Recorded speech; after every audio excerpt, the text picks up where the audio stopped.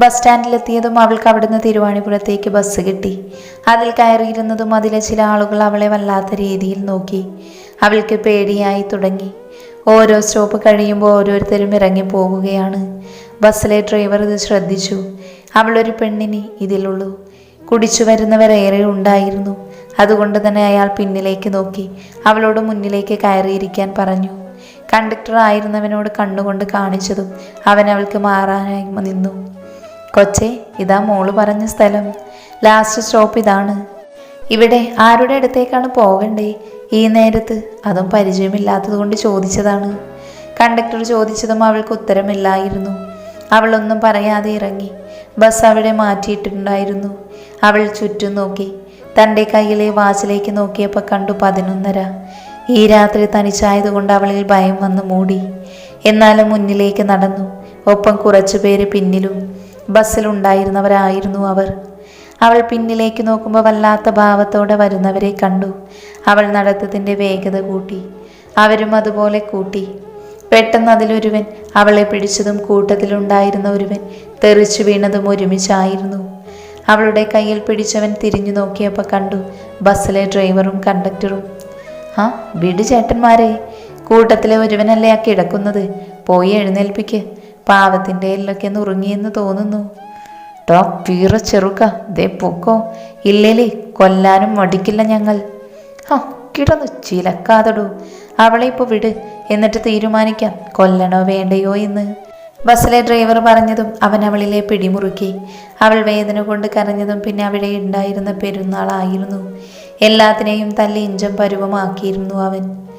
എൻ്റെ ഏട്ടാ, അവർക്ക് തല്ലാനുള്ളൊരു ടൈം കൊടുക്കാതെ അടിക്കണ്ടായിരുന്നു. അവൻ താടിക്ക് കൊടുത്ത് പറഞ്ഞതും കല്ലു തളർന്നു വീണു. ഏട്ടാ, പണിയായെന്ന് തോന്നുന്നു. അവളെ പിടിച്ചോണ്ടിരിക്കുന്നവനെ നോക്കിക്കൊണ്ട് കണ്ടക്ടർ ആയിരുന്നവൻ പറഞ്ഞു. ഓ, നിന്റെ കരുനാക്ക് വളച്ചൊന്നും പറയാതെടാ മഹാഭാവി. ആദ്യം നമുക്കിവളെ വീട്ടിലേക്ക് കൊണ്ടുപോകാം. വന്ന് പിടിക്ക്. എന്നിട്ട് വേണം പെണ്ണിനെ വിളിച്ചു കയറ്റി രണ്ടും തോന്നിവാസം പോലെയാണെന്ന് നാട്ടുകാർ പറയാൻ. പിന്നെന്തോ ചെയ്യും ഇവളെ? ഏട്ടനെടുക്ക്. കുറച്ച് കഴിഞ്ഞാൽ കാശിയണ്ണൻ്റെ വീടല്ലേ, അവിടെ അച്ചു ചേച്ചി ഉണ്ടല്ലോ, അവിടെയാക്കാം. അവൻ പറഞ്ഞതിലും കാര്യമുണ്ടെന്ന് മനസ്സിലായതും അവളെ അവൻ എടുത്തുകൊണ്ട് നടന്നു. കാശി. ബെല്ലടിച്ചിട്ടും തുറക്കാതായതും അവൻ വിളിച്ചു കൂവാൻ തുടങ്ങി. ബ്രൂണോ അവരെ കണ്ടതും ഓടി വന്നു. പരിചയമുള്ളവരായിരുന്നത് കൊണ്ട് അവൻ അടങ്ങിക്കിടന്നു. വാതിൽ തുറന്നവൻ കാണുന്നത് ഒരു പെണ്ണിനെയും താങ്ങി പിടിച്ചു നിൽക്കുന്ന നന്ദുവിനെയാണ്. ഏതാടാ ഈ പെണ്ണ്? നന്ദുവിനെ കണ്ണുമിഴിച്ചു നോക്കിക്കൊണ്ട് അവൻ ചോദിച്ചു. എൻ്റെ പൊന്നളിയ, ആദ്യം ഇതിനെ ഒന്ന് അകത്ത് കിടത്തട്ടെ. കാണുന്ന പോലെയല്ലടാ, മുടിഞ്ഞ വെയിറ്റുണ്ട്. അവളെ സോഫയിൽ കിടത്തിയവൻ നടുനിവർത്തി കിടന്നു. ആരാടാ ഇത്? കാശി വീണ്ടും ചോദ്യം ആവർത്തിച്ചു.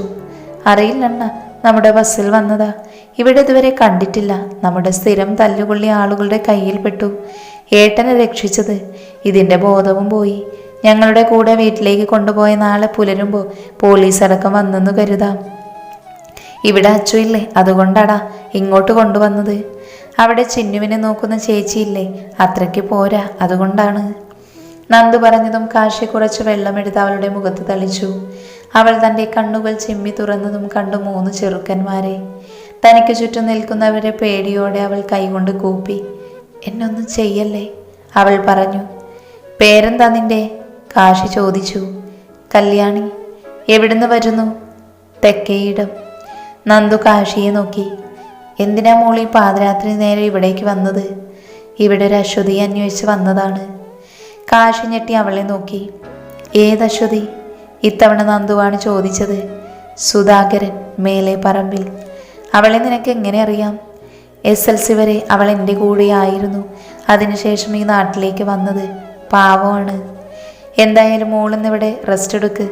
പിന്നെ എന്തിനു വന്നു, ആരെ കാണാൻ വന്നു എന്ന് ആരെങ്കിലും ചോദിച്ചാൽ ഒരു കൂട്ടുകാരിയെ കാണാനാണെന്ന് പറഞ്ഞാൽ മതി. ഈ നാടത്ര ശരിയല്ല, അതുകൊണ്ടാണ്. നമുക്ക് നാളെ കാണാം. ഈ രാത്രി തനിച്ചു പോകുന്നത് റിസ്ക്കാണ്, കാശി സ്നേഹത്തോടെ പറഞ്ഞു. അവൾക്ക് കിടക്കാനുള്ള മുറി കാശി കാണിച്ചു കൊടുത്ത് നന്ദുവിൻ്റെ അടുത്തേക്ക് വന്നു. ഡാ, അച്ചുവിനെ തിരക്കി ആള് വന്നേക്കുന്നത്, നന്ദു കാശിയോട് പറഞ്ഞു. നന്ദു, നാളെ രാവിലെ തന്നെ ഇങ്ങോട്ട് വരണം. പിന്നെ ഇവൾ ആരാണെന്നും ആ നാട്ടിൽ ആരുടെ കൂടെ ആയിരുന്നുവെന്നും നമ്മുടെ പിള്ളേരോട് അന്വേഷിക്കാൻ പറയണം. ഒപ്പം കുട്ടു അയച്ച ഫോട്ടോയിലെ ആളുടെ ഡീറ്റെയിൽസും. ശരിടാ, ഞങ്ങൾ ഇറങ്ങുവാ. ചിന്നു വാശി പിടിച്ചുറങ്ങിയിട്ടുണ്ടാകും. പോട്ടെ. ഇരുവരും അവിടെ വെച്ചിരുന്ന തൻ്റെ ബൈക്കിൽ പോയതും കാശി ബ്രൂണോയെ നോക്കി. അവർ പോയതും ആ വീടിന് മുന്നിൽ കാവലായി നിന്നു. പിറ്റേന്ന് രാവിലെ അച്ചു എഴുന്നേൽക്കുന്നതിന് മുന്നേ കാശി എഴുന്നേറ്റു. താഴേക്ക് ചെന്നപ്പോൾ കണ്ടു കുളിച്ചു നിൽക്കുന്ന കല്ലുവിനെ. കല്യാൺ ഇന്നലെ ഉറങ്ങിയില്ലായിരുന്നോ? ഇല്ല, എനിക്ക് ആ വീട് പറഞ്ഞു തരാമോ? പോയിട്ട് അത്യാവശ്യം ഉണ്ടായിരുന്നു. ഇത്ര നേരത്തെ തന്നെ പോകണോ? വേണം. അവൾക്ക് എന്തേലും പറ്റുന്നതിന് മുന്നേ ഞാൻ ചെല്ലണം അവിടെ.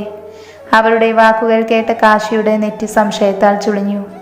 എന്തു പറ്റാൻ? അതൊക്കെ നിങ്ങളോട് ഞാൻ പറയുന്നത് എന്തിനാ?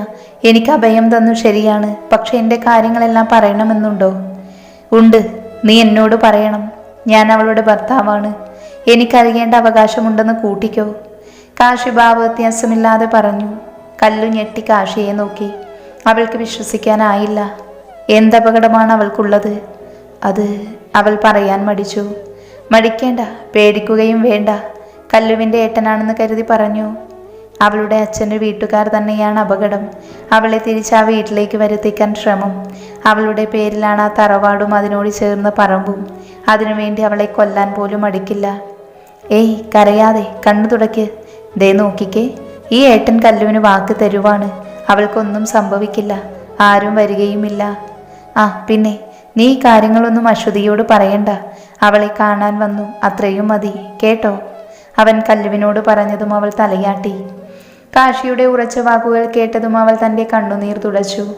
കാശി അടുക്കളയിലേക്ക് കയറി ദോശ ചുടാൻ തുടങ്ങിയതും അവൾ വായും പൊത്തിപ്പിടിച്ച് പുറത്തേക്ക് ഓടി ഛർദ്ദിച്ചു. ഇത് കണ്ടുകൊണ്ട് വന്ന അച്ചുവിൻ്റെ കണ്ണു മിഴിഞ്ഞു. അയ്യോ, എൻ്റെ കെട്ടിയോൻ പിഴച്ചുപോയി. ബിന്ദു പണിക്കർ നെഞ്ചത്തടിച്ച് കരയും പോലെ അവളും കരഞ്ഞുകൊണ്ട് കാശിയുടെ അടുത്തേക്ക് ചെന്നു. ഇതെന്ത് കൂത്ത് എന്ന് കണക്കെ കാശിയും അവളെ നോക്കി. ഡോ മനുഷ്യ, ആരടാ പോയവൾ? അവൻ്റെ കോളറിൽ പിടിച്ചു വലിച്ചുകൊണ്ട് അച്ചു ചോദിച്ചു. അവൻ അവളുടെ കൈ പിടിച്ചു. ശേഷം അവളുടെ മുഖത്ത് നോക്കി പറഞ്ഞു, തെക്കേയിടത്ത് നിന്നും വന്നവളാണ്. തെക്കേയിടം എന്ന് കേട്ടതും അവളുടെ കൈ അവൻ്റെ ഷർട്ടിൽ നിന്നും പിടിവിട്ടു. അവളുടെ കണ്ണിൽ അവൻ കണ്ടു പേടി. കാശി അവളെ തൻ്റെ നെഞ്ചോട് ചേർത്തുകൊണ്ട് പുറത്തേക്ക് അവളുടെ അടുത്തേക്ക് കൊണ്ടുപോയി. നീ അന്വേഷിച്ചു വന്ന മുതലാണിത്. അരപ്പിരിപ്പോൾ ലൂസാണ്. അവൻ ചിരിയോടെ കല്ലുവിനോട് പറഞ്ഞു. തന്നെ സംശയത്തോടെ നോക്കുന്നവളെ കണ്ടതും അവൾ പറഞ്ഞു തുടങ്ങി. അച്ചു, ഞാൻ കല്ലുവാ. കല്ലു? കല്ലു എന്ന് കേട്ടതും അച്ചവളെ കെട്ടിപ്പിടിച്ചു. ഇരുവരും കരച്ചിലായി. കുറേ വർഷങ്ങൾക്ക് ശേഷം തൻ്റെ പ്രിയപ്പെട്ടവളെ കണ്ടതിൻ്റെ സന്തോഷമായിരുന്നു ആ കണ്ണുനീർ. നിനക്ക് സുഖമല്ലേ? കല്ലുവിനോടായി അച്ചു ചോദിച്ചു. സുഖം, നിനക്കോ? പിന്നെ അവൾക്കിവിടെ പരമസുഖമല്ലേ കല്ലു? രാവിലെ എഴുന്നേൽക്കുക, ചായ കുടിക്കുക, കോളേജിൽ പോകുക, ഉറങ്ങുക, അല്ലേ അച്ചു? കാശി കളിയോടെ പറഞ്ഞു. അതെല്ലോ മോനെ, ഇപ്പം എനിക്ക് പരമസുഖമല്ലേ. സമയാസമയം എൻ്റെ മുന്നിലേക്ക് ഫുഡ് ഉണ്ടാക്കി തരുകയല്ലേ എൻ്റെ ഭർത്തു. ഒരുപാടങ്ങ് സുഖിക്കേണ്ട, അവൻ കണ്ണും കൂർപ്പിച്ച് പറഞ്ഞുകൊണ്ട് പോയി. അല്ല അച്ചു, നിന്റെ കല്യാണം കഴിഞ്ഞത് ആരോടും പറഞ്ഞിട്ടില്ല? കല്ലു അച്ചുവിനോടായി ചോദിച്ചു. അതുണ്ടല്ലോ മോളെ, വലിയ സംഭവമായിരുന്നു. അച്ചു വലിയ കാര്യം നടന്നതുപോലെ പറഞ്ഞു. ആ മോളെ, വലിയ സംഭവമായിരുന്നു. എന്നെ ആരേലും കെട്ടോ എന്ന കണക്കി മണ്ഡപത്തിൽ നിന്നത് തന്നെ. പിന്നെ ഈ ഞാനു വേണ്ടി വന്നു അവളുടെ കഴുത്തിൽ താലി ചാത്താൻ. ആ, പറഞ്ഞിട്ടെന്താ കാര്യം? ഈ വരാനുള്ളതൊന്നും വഴിയിൽ തങ്ങില്ല. അത് കല്യാണ രൂപത്തിൽ വന്നു പെട്ടു. എൻ്റെ കഷ്ടകാലം, അല്ലാതെന്ത് പറയാൻ? കാശി വീണ്ടും ഗോളടിച്ചു പറഞ്ഞതും ഇത്തവണ അച്ചുവിന് കളിയങ്ങു കയറി. ഓ, എനിക്കിതിലും നല്ല ഒരാളെ കിട്ടിയേനെ. നല്ല ജോലിയുള്ള ഒരു പണക്കാരനെ കെട്ടി സുഖമായി കഴിയേണ്ടതായിരുന്നു. എന്നിട്ട് കിട്ടിയതോ ഈ നാട്ടിലെ തെമ്മാടിയായ കാശിനാഥിനെ. നിനക്കറിയോ കല്ലു, ഇങ്ങേരെന്നെ എപ്പോൾ നോക്കിയാലും ഉമ്മിക്കും. അതും ബാക്കി പറയാൻ കാശി സമ്മതിച്ചില്ല. എൻ്റെ പൊന്നു മോളെ, ഞാനൊന്നും പറഞ്ഞിട്ടില്ല, നീ ഒന്നും കേട്ടിട്ടുമില്ല. ഇനി ഇതുപോലെ വാവിട്ട് ആരോടെങ്കിലും പറഞ്ഞ നീ പറയുന്ന കാര്യം ഞാൻ അവിടെ വെച്ച് നടപ്പിലാക്കും, കേട്ടോ? അവൻ അച്ചുവിനോടായി പറഞ്ഞു തിരിഞ്ഞതും കണ്ടു നന്ദുവിനെയും ഹരിയെയും. പൂർത്തിയായി, അവൻ പിറുപിറുത്തു. നിങ്ങൾ വന്നിട്ട് ഒത്തിരി നേരായോ? കാശി അവരോടായി ചോദിച്ചു. നേരത്തെ വന്നതുകൊണ്ടേ പലതും അറിയാൻ കഴിഞ്ഞു, അല്ലേടാ നന്ദു? ഹരി ഒരു പ്രത്യേക താളത്തിൽ പറഞ്ഞു. നിങ്ങൾ വാ. അവൻ അവരെയും കൂട്ടി അകത്തേക്ക് പോയി. കല്ലു, വാ, നമുക്ക് ബ്രേക്ക്ഫാസ്റ്റ് കഴിക്കാം. അച്ചു കല്ലുവിനെയും കൂട്ടി അകത്തേക്ക് പോയി. അച്ചുവിൻ്റെ കാലിൽ ചെറിയ കെട്ടു മാത്രമേ ഉണ്ടായിരുന്നുള്ളൂ. ഇന്നലെ കാശി മരുന്ന് വെച്ച് കെട്ടിയതായിരുന്നു. ഇനി മരുന്ന് വെച്ചാൽ മാത്രം മതി. നിറവ്യത്യാസം ഉണ്ടായിരുന്നതൊക്കെ കുറഞ്ഞു തുടങ്ങിയിരുന്നു. അകത്തേക്ക് കയറിയപ്പോൾ കണ്ടു 3 പേരും കൂടി എല്ലാം എടുത്തു വെക്കുന്നത്. വാ കല്ലു, കാശി അവളെ വിളിച്ചു. എല്ലാവരും കൂടി ഒരുമിച്ച് ഫുഡ് കഴിക്കാനിരുന്നു. ദോശ തിന്നുകൊണ്ടിരിക്കെ കല്ലു വായും പൊത്തി വാഷ് ബേസിൻ്റെ അടുത്തേക്ക് ഓടി. ബാക്കിയുള്ളവർ അവൾ ഓടിയത് നോക്കിയിരിക്കുകയാണ്. അവൾ ഛർദ്ദിക്കുകയാണെന്ന് മനസ്സിലായതും അച്ചു അവളുടെ അടുത്ത് ചെന്ന് പുറമൊഴിഞ്ഞു കൊടുത്തു. ഛർദ്ദി കഴിഞ്ഞതും അച്ചു അവളെ പിടിച്ച് സോഫയിലിരുത്തി. എന്താ കല്ലു, എന്തു പറ്റി, പെട്ടെന്ന് ഛർദ്ദിച്ചേ? അവൾ ആകുലതയോടെ ചോദിച്ചു. ഏയ് ഒന്നുമില്ല, ഇടക്കുണ്ടിങ്ങനെ. നിങ്ങൾ കഴിക്ക്, ഞാൻ പിന്നെ കഴിച്ചോളാം. അവളുടെ മുഖഭാവം തപ്പിത്തടയിലും കാശിയിലും നന്ദുവിലും സംശയങ്ങൾ ഉണ്ടാക്കി. മോള് കിടന്നു, ചെല്ല്. കാശി വാത്സല്യത്തോടെ അവളുടെ തലമുടിയിൽ തഴുകി പറഞ്ഞതും അവളുടെ കണ്ണുകൾ ഈറനായി. അവൾ ആരും കാണാതെ കണ്ണുകൾ തുടച്ച് മുറിയിലേക്ക് പോയി. വാജു, നമുക്ക് കഴിക്കാം, മരുന്നുള്ളതല്ലേ, ഹരി അവളോടായി പറഞ്ഞു. അങ്ങനെ കല്ലു ഒഴികെ എല്ലാവരും രാവിലത്തെ ഫുഡ് കഴിച്ചു. അവൾക്കുള്ള മരുന്നും കൊടുത്ത് കാശിയും ഹരിയും നന്ദുവും കൂടി പറമ്പിലേക്ക് ഇറങ്ങി. അച്ചു കല്ലുവിൻ്റെ ഒപ്പം കിടന്നു. മരുന്നിൻ്റെ ക്ഷീണത്തിൽ അവളുടെ കണ്ണുകൾ അടഞ്ഞു. നന്ദു, ഞാൻ പറഞ്ഞത് അന്വേഷിച്ചിരുന്നു? കാശി ചോദിച്ചു. അന്വേഷിച്ചു, അവൾ കല്യാണി.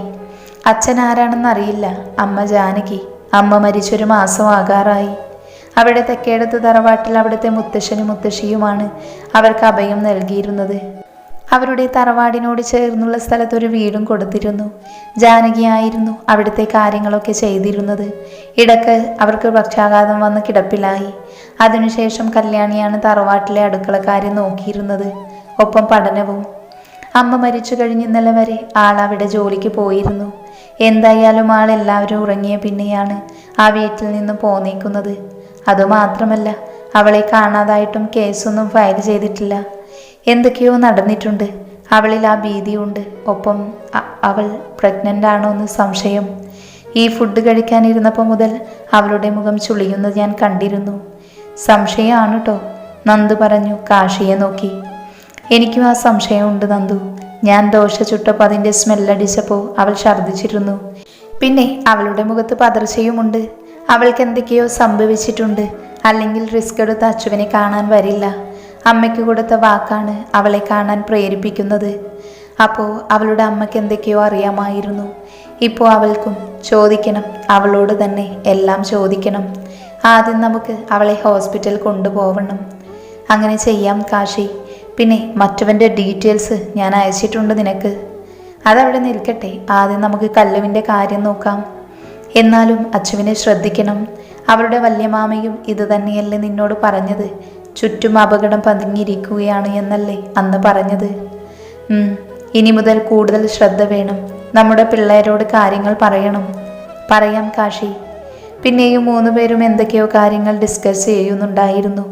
വീട്ടിലേക്ക് തിരിച്ചു വന്നപ്പോൾ ദേവിയമ്മയും ഒത്ത് 2 പേരും വർത്തമാനത്തിലാണ്. ദേവിയമ്മ എപ്പോൾ വന്നു? കാശി അവളോടായി ചോദിച്ചു. കുറച്ചു നേരമായി, ഉച്ചയ്ക്കുള്ള ഫുഡ് കൊണ്ടുവന്നതാണ്. അപ്പോൾ ഇവിടെ അച്ചുവിൻ്റെ കൂട്ടുകാരിയെയും കണ്ടു. കല്ലു ചെന്ന് റെഡിയായി വാ, നമുക്കേ ആശുപത്രിയിൽ പോയിട്ട് വരാം, കാശി കല്ലുവിനോടായി പറഞ്ഞു. ഞാൻ പറയാൻ തുടങ്ങുമായിരുന്നു കാശിയേട്ടാ, അവൾക്ക് ഫുഡ് ഇൻഫെക്ഷൻ ആണെന്ന് തോന്നുന്നു. ഛർദി മാറിയിട്ടില്ല, ഇടയ്ക്കിടയ്ക്കുണ്ട്, അച്ചു കാശിയോടായി പറഞ്ഞു. അത് കുഴപ്പമില്ല, മാറിക്കോളൂ, കല്ലു വിക്കി വിക്കി പറഞ്ഞു. അതൊന്നും പറഞ്ഞാൽ പറ്റില്ല കല്ലു, ചെല്ല്, റെഡിയായി വന്നേ, ക്ഷീണിച്ചു പോകും, അച്ചു അവളെ നിർബന്ധിപ്പിച്ചു. അവളുടെ വാക്കിൽ കല്ലു റെഡിയായി വന്നതും നന്ദുവും കാശിയും കൂടി കല്ലുവിനെയും കൊണ്ടുപോയി. ഹരിയെ അച്ചുവിൻ്റെ അടുത്ത് നിർത്തി. ഒപ്പം ദേവിയമ്മയും ഉണ്ടായിരുന്നു. ആശുപത്രിയിലെത്തി അവർ ഗൈനക്കോളജി ഡോക്ടറെ ചീട്ടെടുത്തു. അവരുടെ ക്യാബിൻ ഫ്രണ്ടിൽ ഇരിക്കുമ്പോൾ കല്ലു നന്നായി വിയർത്തു. കല്ലു, എന്തിനാ ടെൻഷൻ അടിക്കുന്നേ? ഡോക്ടർ ചോദിക്കുന്നതിന് മറുപടി കൊടുക്കണം കേട്ടോ, കാശി അവളുടെ ടെൻഷൻ കണ്ടതും സ്നേഹത്തോടെ പറഞ്ഞു. കല്യാണിയുടെ പേര് വിളിച്ചത് 3 പേരും അകത്തേക്ക് കയറി. ഡോക്ടർ പ്രമീള. വരൂ, ഇരിക്കൂ, എന്തു പറ്റി? ഡോക്ടർ കല്ലുവിനോടായി ചോദിച്ചു. എൻ്റെ ഡേറ്റ് തെറ്റി, പിന്നെ ഛർദിയുണ്ട്, അവൾ വിറച്ചു പറഞ്ഞു. ആണോ? എന്നായിരുന്നു ലാസ്റ്റ് പീരീഡ് ഡേറ്റ്? അവൾ തൻ്റെ ഡേറ്റ് പറഞ്ഞു. പ്രഗ്നൻസി ടെസ്റ്റ് ചെയ്തിരുന്നോ? ഇല്ല. ഓക്കെ, ആദ്യം നമുക്ക് ഈ ടെസ്റ്റ് ചെയ്യാം, എന്നിട്ട് പറയാം. ഓക്കെ. അവർ അവിടെ നിന്ന് എഴുന്നേറ്റതും ഡോക്ടർ ചെക്ക് ചെയ്യാനുള്ള ചീട്ട് കൊടുത്തു. അതുകൊണ്ട് ലാബിൽ പോയി ടെസ്റ്റ് ചെയ്ത് തിരികെ വന്നിരുന്നു. 1-2 പേഷ്യൻസിനെ വിളിച്ചതിന് ശേഷമാണ് അവരെ വിളിച്ചത്. ഡോക്ടറുടെ മുന്നിലിരിക്കുമ്പോൾ കല്ലുവിൻ്റെ ടെൻഷൻ കൂടി. കൺഗ്രാറ്റ്സ്, കല്യാണി പ്രഗ്നൻ്റ് ആണ്. ഡോക്ടറുടെ വാക്കുകൾ അവളിൽ നടുക്കം സൃഷ്ടിച്ചു. ഒപ്പം കൂടെ ഉള്ളവരെയും നോക്കി. ഇതിലാരാണ് ഹസ്ബൻഡ്? ഡോക്ടർ കാശിയെയും നന്ദുവിനെയും നോക്കി ചോദിച്ചു. കല്ലു ഞെട്ടി. അവൾക്ക് ടെൻഷൻ കൂടി. ഞാനാണ്. കാശി എന്തോ പറയാൻ തുടങ്ങിയപ്പോൾ തന്നെ നന്ദു പറഞ്ഞത് കേട്ട് ഞെട്ടി. C mister. ഡോക്ടർ നന്ദുവിനെ നോക്കി. നന്ദകുമാർ. ഓക്കെ, നന്ദകുമാർ. കല്യാണി ഒത്തിരി വീക്കാണ്. ഞാൻ ടാബ്ലറ്റ് തരാം. പിന്നെ ശ്രദ്ധിക്കണം, ഛർദിയൊക്കെ ഉണ്ടാകും. ഫുഡ് നല്ലോണം കഴിക്കണം. 1 മന്ത് കഴിഞ്ഞ് വരണം. നമുക്ക് സ്കാൻ ചെയ്യണം. ഓക്കെ? Okay ma'am. അവർ അവിടെ നിന്ന് ഇറങ്ങിയതും സിസ്റ്റർ അവരോട് ഫാർമസിയിലേക്ക് പൊക്കോളാൻ പറഞ്ഞു. അവിടുന്ന് മരുന്ന് വാങ്ങി തിരികെ വരുന്ന വഴിക്ക് മൂവരും മിണ്ടിയില്ല. ഇടയ്ക്ക് വെച്ച് കുറച്ച് ഫ്രൂട്ട്സ് അവൾക്കായി അവർ വാങ്ങിക്കാനും മറന്നില്ല. എന്നാൽ കല്ലുവിൻ്റെ മനസ്സ് ശാന്തമായിരുന്നില്ല. അച്ചുവിനോട് എന്തു പറയുമെന്ന ടെൻഷൻ മുന്നിട്ട് അവളിൽ നിന്നു. കൂടാതെ ആദിയെക്കുറിച്ചുള്ള ഭയവും.